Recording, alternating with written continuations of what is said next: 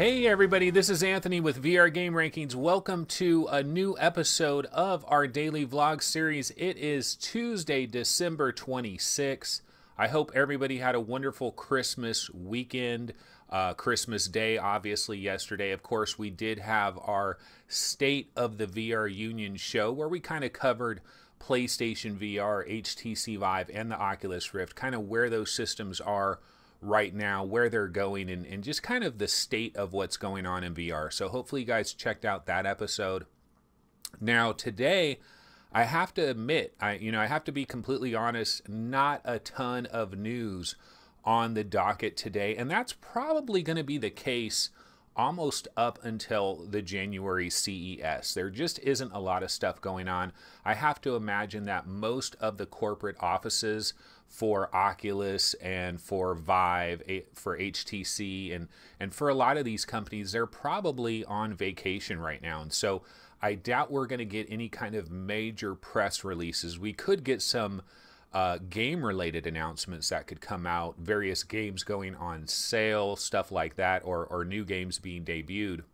But I don't honestly see a whole bunch of major information coming in the next 2 weeks, really, honestly. And so going forward, these next shows, I'm still going to try to bang out shows every single day. That's my hope.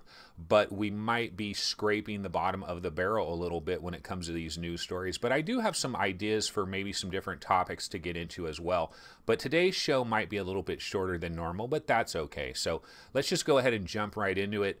First story of the day is The Climb by Crytek is on sale for $9.99, so for 10 bucks.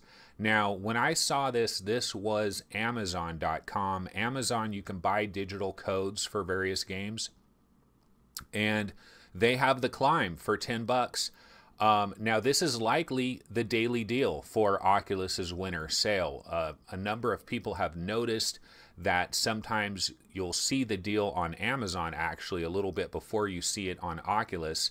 And so this is probably going to be today's daily deal for the Oculus Winter Sale. And it's a great deal from a standpoint of The Climb is one of the more expensive VR games that we've had for quite some time. In fact, I've actually gotten a little bit of grief from The Climb from the standpoint that the very first video that I did for VR Game Rankings YouTube channel was the top 20 Oculus ranking, which I need to do some new top 20 videos actually, because those are pretty old now.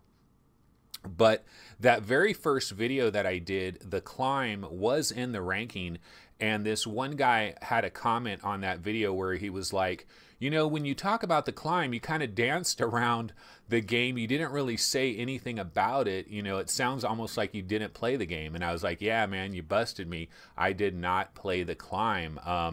You know, I cover all this stuff, but it doesn't necessarily mean that I played every single game. And The Climb is one game that just missed me, basically. And one of the main reasons I've never hopped on this game is because of the price. Every time I took a look at it, the price was like $49.99 or $39.99 or whatever it was. And it just seemed a little bit on the pricey side for basically climbing up the sides of mountains and that type of thing. And I've heard so many people rave about this game. You know, so many Oculus Rift gamers. The Climb was ranked in our top 20 Oculus Rift games for many, many months. And sometimes The Climb was up in the top 10 quite a bit. It may have even been in the top 5 quite a bit. So there's a lot of Oculus Rift gamers that really swear by The Climb. And some people will even say this is their favorite, one of their absolute favorite Oculus Rift games. So now you can pick it up for $10. This is definitely a tempting price to grab it, and I am going to grab this game, and I am going to try that out. So hopefully, maybe I can get a chance to play this later today, and I can comment on it tomorrow. But if not, I'll certainly be playing it this week, and I'll definitely have some comments on it. So definitely check out The Climb if it's one of these games that you are interested in, but we're waiting for a good price drop. It is now arrived. Okay, in related news in terms of sales, we do have the Steam Winter Sale, which is live, and this has actually been live for a few days right now. and it runs until January 4th. Now, I haven't mentioned this on any of our previous episodes, and part of the reason I didn't mention this is because I spent a long time on the Oculus Winter Sale, covering all of that and going over all those incredible deals that were there for that Oculus Winter Sale. And the Steam Winter Sale has mostly the same stuff. So most of the same deals are now available on Steam as well. In fact, I was just looking at it a little while ago, and Pavlov is like $6. Killing Floor Incursion is $20. There's a lot of pretty good deals on there. Some really actually amazing deals, to be honest. And so if you looked at a lot of that Oculus Winter Sale stuff, but you want to get it on Steam because you want to have the Steam version, because then that way you get some other future headset, or maybe you just like to have everything on Steam. I kind of understand why people might prefer to have a Steam version rather than an Oculus version. So if you were holding out for that, that is good, because now you can go ahead and grab a lot of these games. Great deals. Sariento VR is one I was looking forward to. Unfortunately, that one is only like 15% off. I'm waiting for the day when Sariento VR is like $15 or something, and I'll absolutely grab it. That's another one that I've just missed, but didn't get a huge discount in the Steam Winter Sale. But there are a lot of great deals to check out over there. I didn't want to run down all of them again, because it's kind of like going over the same exact thing. So if you you could go back and check out my story on the Oculus Winter Sale, and most of that stuff holds true, except for the Oculus exclusives, of course. Okay, the third story I have today is about the VR Fund. And now this story comes to us from VentureBeat. It's actually from Dean Takahashi. Now, the interesting thing about this is when I looked at this story, the story is dated November 19th, but for some reason it popped up on the Oculus subreddit today, and it also popped up on the HTC Vive subreddit today as this being some kind of new story.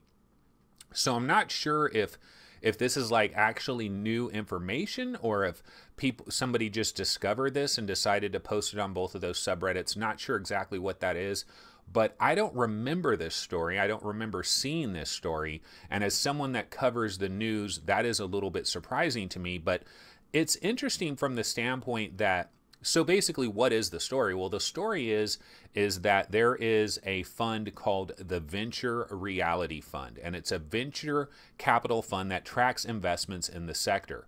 And that they reported that the number of investments in the second half of 2017 is up 79% over the same period in 2016. And the reason that this is interesting to me is because I remember a while back we were getting these stories where kind of the VR AR bubble had basically burst. You know, there was a lot of this doom and gloom stuff a number of months back where they talked about, you know, all this investment in VR, like a lot of companies are backing out of it. Some companies are going under. You know, we had the whole AltSpace VR needed to be bought out to be saved, and they got saved by Microsoft, of course.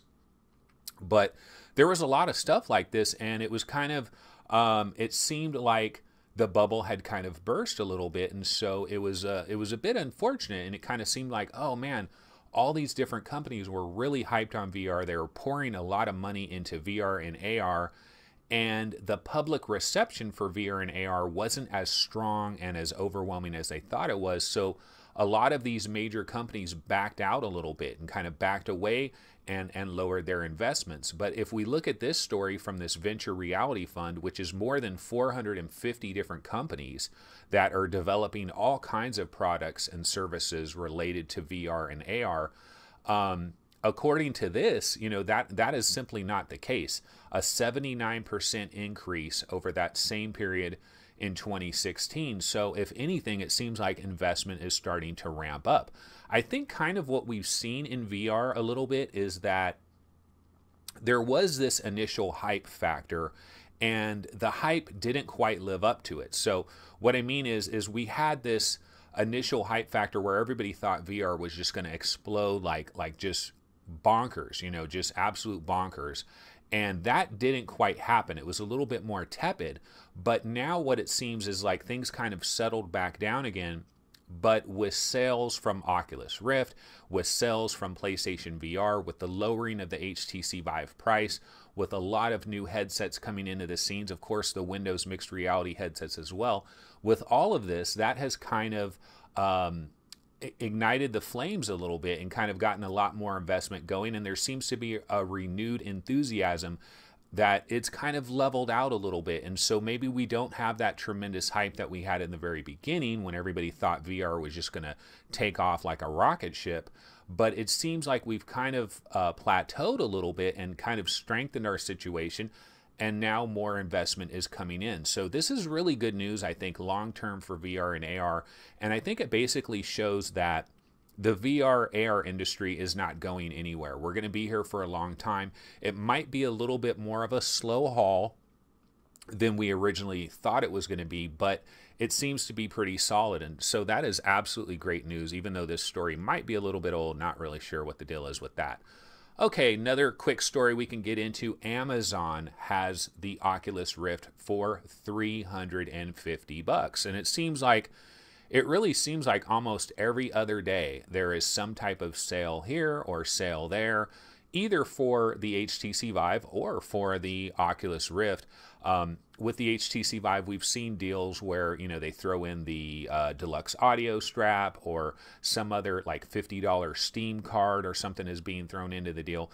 And now we're seeing the Rift back at $350 on Amazon. Now, I don't have any kind of a date for when this expires. I don't know if this is like a temporary kind of a thing or if it's just kind of an after Christmas deal, but it's always encouraging to see this because first of all, the $399 price is great as it is, but you drop it another $50, $350, it really does a great job of grabbing a lot of those fence sitters, and having deals after Christmas is a good idea as well because you have a lot of people, they'll get various gifts. They will get, they'll get an envelope with $100 in it from grandma or something like that, right? And then these people may have been thinking about, man, I'd really like an Oculus Rift. Maybe they're a little bit short of money, but now all of a sudden they get this influx of Christmas money and gifts that they get. Maybe some they're going to return to the store, get some money back. And here's an option for them. They can run out to Amazon, they can hop online, and they can grab the Rift for $350. So this is a great deal. Again, don't know how long this is going to be alive, but love to see this because it just adds more people into the mix. Because I don't know that they're going to go much lower than $350. I guess $299 would be the next big jump that the Oculus could drop down to. But man, at that point, they really would probably be selling most of it. I mean, it would be pretty damn close to cost. I know a lot of people say, well, the actual materials in there aren't that much. But still, it's the packaging. It's the shipping it to Best Buy. And it's all the other little things that play into it, the marketing of it, that kind of brings that cost up as well.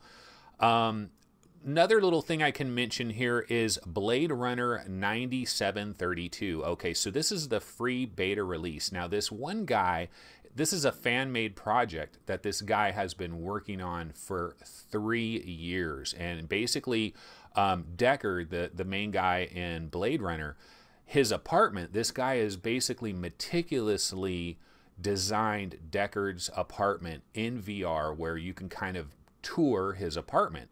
Now, I downloaded this. Okay, so first of all, this is free on their website. A beta version is free. And so you can go ahead and download this. Now, technically, this was designed for the HTC Vive. And when you first start it up, it shows HTC Vive controllers. And it says, grab the gun, shoot the gun to start the experience. But this was developed in OpenVR, so it should work with the Oculus Rift. And a number of Oculus Rift players have played this and been able to enjoy it. So I know that it does work with the Oculus Rift. I actually tried this morning. I wanted to try it out because I thought, well, if I can get in here, check it out for 20 minutes, this is something I can talk about on today's show and kind of give you guys my take on the experience.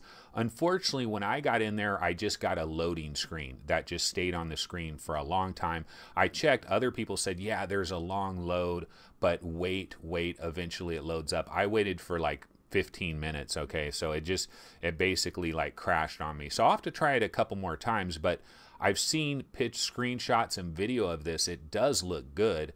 Again, this is a fan-made project. Now, it's supposedly coming to Steam, I think by January 7th, but the developer of this said that if somehow it's not allowed on Steam, he'll find some other ways around that, and you'll be able to download it, maybe just off the website or whatever. But as kind of a Christmas bonus, he allowed people to download the free beta version. I believe this is going to be free, period, because obviously if he was charging money, that wouldn't work because it's Blade Runner. He doesn't have the rights for it. So when you don't have the rights for things, you can kind of just give stuff away for free. And usually, well, sometimes you can avoid legal entanglements from that standpoint. Of course, if you're going to charge money, then it becomes a completely different ballgame. But if any of you guys have tried this out, Blade Runner 9732, what are your thoughts on it? And I might be able to comment on that in a future episode, but I'm going to try to get in there again, see if I can get it running. I would like to check it out. I do remember, I mean, we've had a number of Blade Runner things in VR. Of course, Blade Runner 2049 Memory Lab, which I highly recommend, one of the better movie-related VR experiences that I think I've seen in 2017. And then I remember some guy was working on this Blade Runner thing where I believe it was outside of Deckard's apartment, kind of looking from the outside, looking in, like you were in like a hover car or something, looking at his apartment from the outside. I thought I remember something like that, or maybe is that part of this? I'm not sure, but it seems like there's been a number of Blade Runner things related to VR, but I definitely would like to check it out and explore Deckard's apartment. Sounds like it would be really cool, and this guy has really gone the extra mile to try to make all the details as accurate as possible, so it does sound pretty sweet. Another little story I can get into real quick here on a light news day is Magic Leap 1 appears to be more of an indoor focused product. And so this actually comes from a GamesBeat interview with Ronnie Abovitz. This happened the day after Magic Leap 1 was officially unveiled. Now, of course, the day that Magic Leap 1 was unveiled, we had a Magic Leap extravaganza where our show was just 100% Magic Leap. Then the next day, I saw this GamesBeat interview, and I decided not really to mention it too much because we just spent a huge amount of time on Magic Leap. So I thought, nah, I don't want to get back into that. But now that we have a slow news day, I think I can kind of bring this up and just go over this a little bit. There's not much to this interview. It's very short, and he really only talks about two major things. But the thing that I took from the gist of this interview is basically that Magic Leap in the beginning, this first iteration of Magic Leap is pretty much to be used indoors, you know, in a couple of different rooms of your house. But this is not like you're going to be wearing Magic Leap to the grocery store, or you're going to be walking your dog around the park and you're going to be wearing your Magic Leap goggles as you walk around the park. We're not going to get to that, apparently, with this first version of Magic Leap. And I think that's understandable. I don't know that there were a lot of us that were expecting to wear Magic Leap goggles walking around the neighborhood. I don't think too many of us expected that. But when you do think about AR, that is kind of a future thought with AR. Of course, we had Google Glass, which is something you could wear everywhere, and people were wearing them to grocery stores and shopping malls and things like that. So I guess people kind of think of that when they go into AR. But I was going to go ahead and read a quote from Ronnie Abovitz in this GamesBeat interview. And here's what he says in terms of talking about using the product outdoors, whether or not that will happen. He says, "I think it's safe to start at home in indoor spaces and then work your way outdoors. That's our pacing. We're also looking at, from a computer vision perspective, we do things as sophisticated as what some of the self-driving cars do. They don't all work well as winter and sleet and fog come in. Optimizing for every kind of weather condition in every outdoor environment is a different problem. Just like a self-driving car can work in really, really nice conditions in the Bay Area, but then you try it in Michigan at night in a snowstorm. Outdoor, again, is something you can build up to more and more, just like with self-driving cars, except that we have to pack everything into a few grams of tech. We can't have hundreds of pounds on a car.